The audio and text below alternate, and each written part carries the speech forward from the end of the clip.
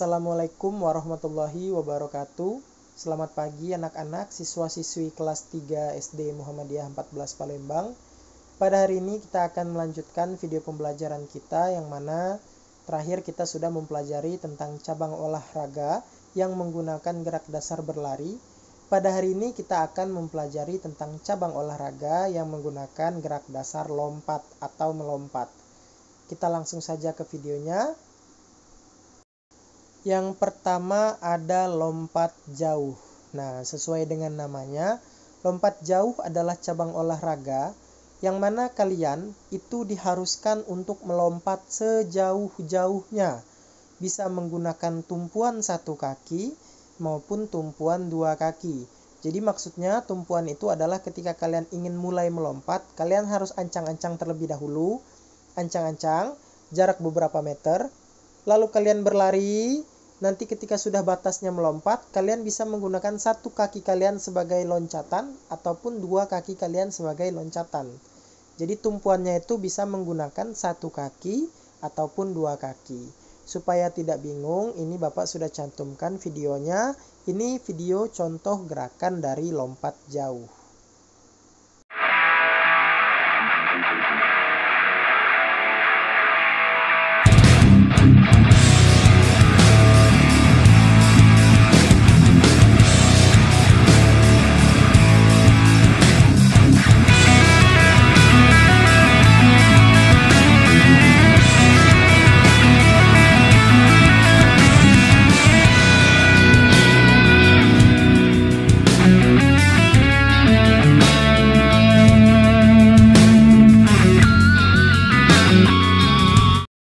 Nah, jadi seperti itu ya nak, contoh gerakan dari cabang olahraga lompat jauh. Itu Bapak ambil dari perlombaan lompat jauh yang ada di luar negeri. Kurang jelas tadi dari negara mana, tapi yang pasti gerakan lompat jauh itu kalian harus melompat sejauh-jauhnya. Dimulai dengan gerakan berlari terlebih dahulu, lalu kalian melompat menggunakan satu kaki ataupun dua kaki, dan ketika kalian mendarat itu nanti akan diukur jaraknya. Biasanya tempat kalian mendarat itu dialasi dengan pasir supaya tidak sakit. Lompat jauh ini bisa dibilang olahraga yang gampang-gampang susah, karena kalian dituntut untuk melakukan lompat sejauh mungkin. Biasanya atlet lompat jauh itu melakukan latihan dengan cara menguatkan otot kaki, bisa dengan berlari, ataupun bisa dengan olahraga skipping atau lompat tali. Yang kedua ada lompat tinggi. Nah, sesuai dengan namanya lompat tinggi, jadi kalian dituntut harus melakukan lompatan secara tinggi melewati batas yang sudah ditentukan. Jadi nanti ketika kalian melakukan lompatan, itu nanti ada tiang penyangga dan ada batas tiangnya, itu yang harus kalian lewati. Nah, supaya tidak bingung, nanti Bapak jelaskan ulang, kita tonton terlebih dahulu videonya. Sudah Bapak cantumkan. Coba sekarang kita tonton ya.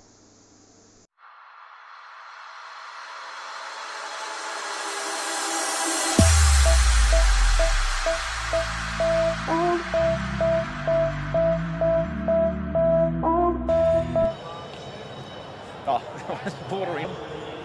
Doesn't 25 and you get an idea why he passed. That was amazing. Βαρύς και ο καιρός και ο στίβος, χωρίς να σημαίνει τίποτα αυτό, για όλους. Δείτε εδώ. Nah, jadi seperti itu ya nak, contoh gerakan dari cabang olahraga lompat tinggi. Jadi ada dua yang menggunakan tongkat dan ada yang tidak menggunakan tongkat.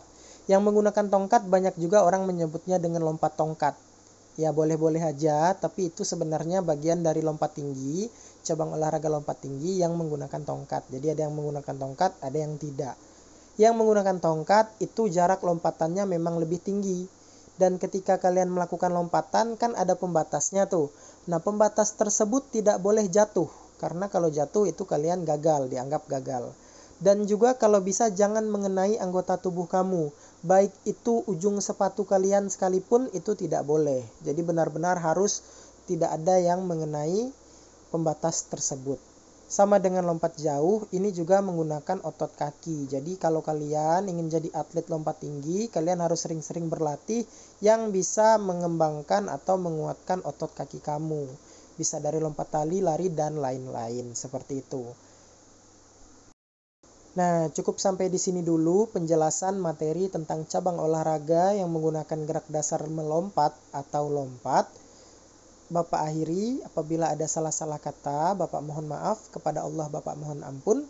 Wabillahi taufiq wal hidayah. Wassalamualaikum warahmatullahi wabarakatuh.